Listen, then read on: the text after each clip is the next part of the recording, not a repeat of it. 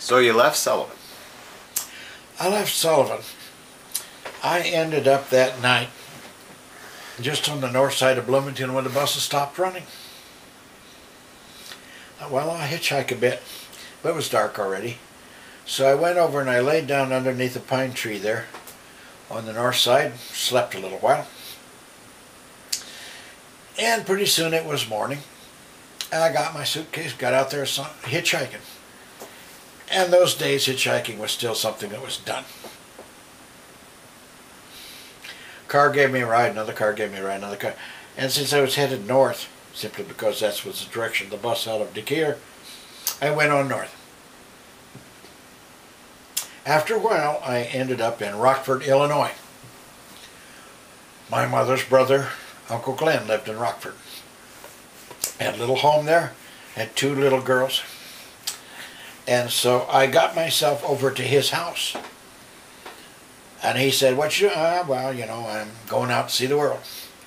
He said, "You know, I'm in the middle of painting this house.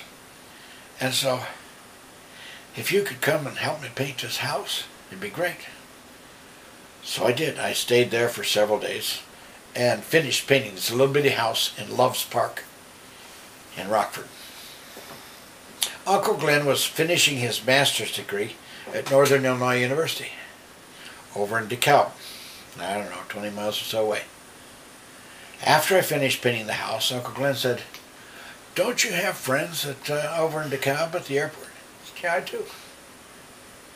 He said, "Why don't you ride over with me and see your friends while I go to class?" So, okay. So I rode over. He dropped me off at the airport. And my friends, the Chamberlains, who I had met in Florida, who I had already used him as my flight instructor and became a student pilot, who I already thought the world and all of, his wife, Lorraine, beautiful, wonderful, full of energy person. And I was smitten by his 16-year-old daughter, Diane. She didn't have any part of me. And there was a little brother, Bobby, about 7 in that family. I was given an upstairs bedroom and work at the airport. This is great. I'll work at the airport, I'll get flying lessons, and I'll court Diane. Diane was not the least bit interested in me. She had her high school friends, her cheerleaders, her this, that, and the other. And we were ships that passed in the night. But her mother loved me. Her mother saw something in me I had never seen.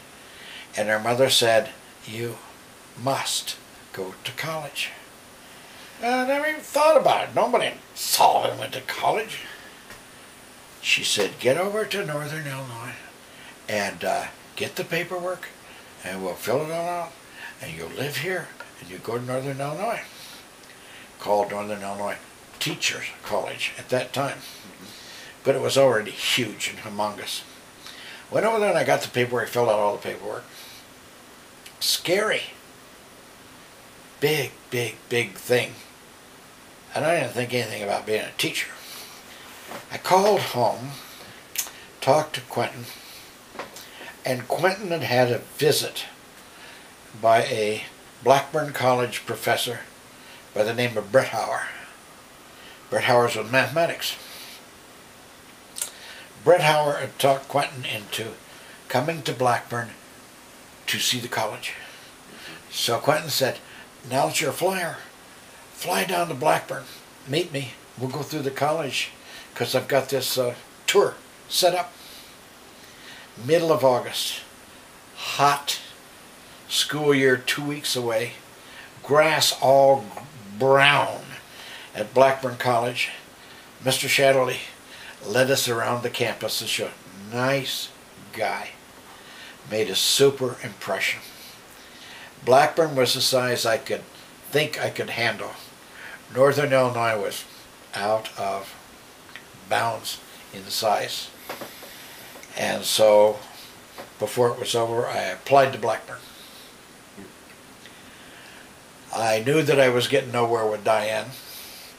And I came to Chicago, and I visited my Aunt Jessie, who was working in a nursing home in Evanston for Miss Twitchell.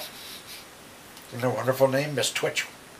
And Aunt Jessie walked me down to Weebolt's, which was one of the stores in Evanston at that time, and bought me some clothing to go to college in.